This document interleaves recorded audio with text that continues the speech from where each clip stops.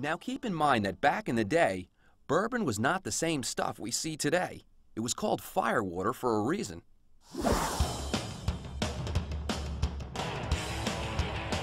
It's nothing as smooth or as good as what we're doing today. If Maker's Mark had been invented by my great-grandfather instead of my father, all his buddies who would have been distillers would have called it sissy whiskey. Because they weren't looking for smooth and refined, they were looking for something that helped them get through the day fighting Indians, and it was a pretty rough existence.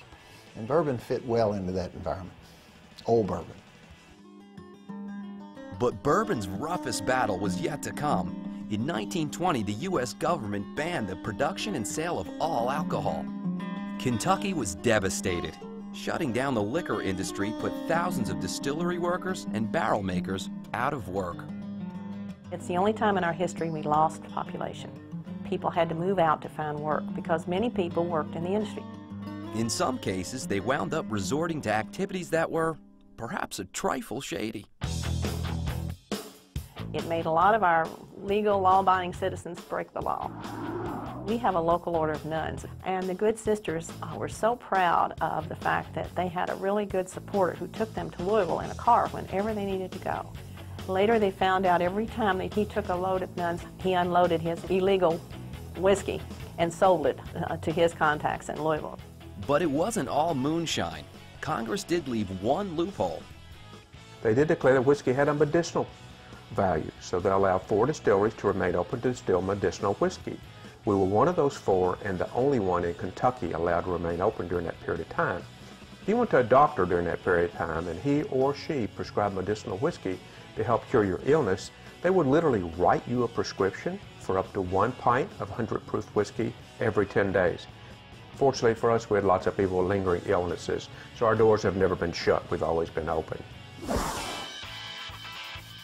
Prohibition was repealed in 1934, and bourbon came down from the hills. But the times, they were a-changin', and bourbon had to change with those times. Coming up, we'll show you how that happened, meet the tastemakers you need to know, and jump on the bourbon trail. If you really want to know how the best bourbon's made, you have to come to Kentucky. This is where you'll get the message straight from the horse's mouth. When How the Best is Done returns. The law of physics says that every action has an equal and opposite reaction.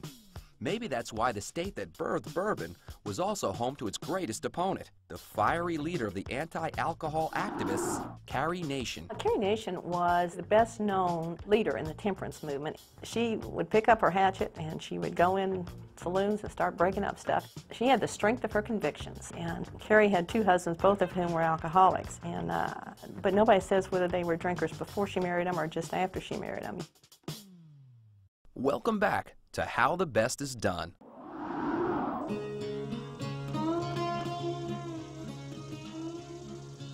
Kentucky is known for beautiful things. Rolling hills, farms, stone fences, horses, and of course, bourbon. What would Kentucky be without bourbon? Well, let's put it this way, it might be like Indiana. Perish the thought. But thankfully, Kentucky is where 95% of all bourbon is made.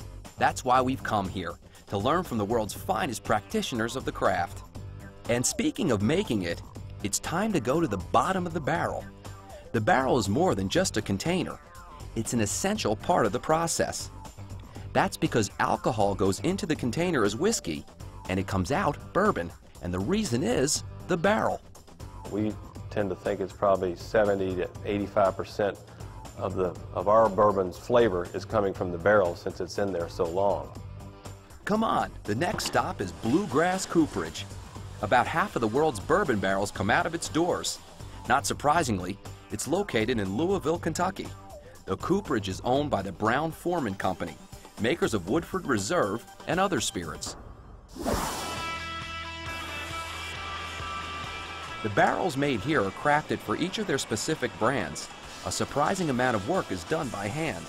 Barrels are made from American white oak, cut into staves, and assembled by the barrel raisers. The barrel raisers are very skilled workers. They are taking these these nice jointed and cut staves, and usually 33 staves at a time, they will form the body of the barrel.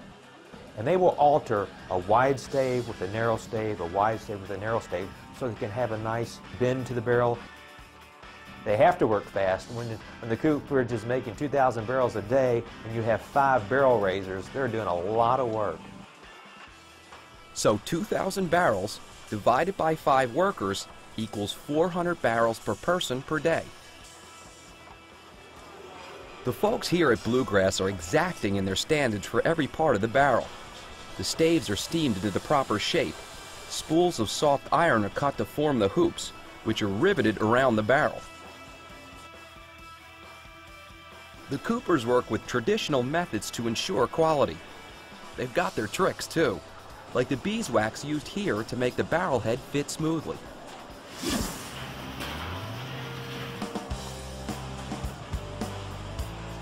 But the real secret to the finished product is all in the char, the fire in the barrel. Burning the wood releases the flavors within. When the barrel's been charred and it's just fresh off the heat, it reminds me of a toasted marshmallow. The oak itself breaks down into its natural sugar components, and those sugar components in turn caramelize. So there's a very fine layer we call the red layer of caramelized wood sugar under the char, and that's going to give us our big sweet aromatic notes, the butterscotch and maple syrup and chocolate and caramel notes. There are 4 degrees of char, from light to dark. Number 4 will be a heavy char. It's usually called an alligator char because it looks like an alligator handbag or an alligator shoe. So, light char, light bourbon. Dark char, heavy taste. If you want a very light-bodied bourbon, light color, not a lot of tannic notes, you would want a light char. If you want a real strong candy or caramel notes, you go for a number 4 char, and obviously anywhere in between, you will dial up the appropriate char level. So what's the formula for a Woodford Reserve barrel? Each of our toast and char designations is a proprietary secret.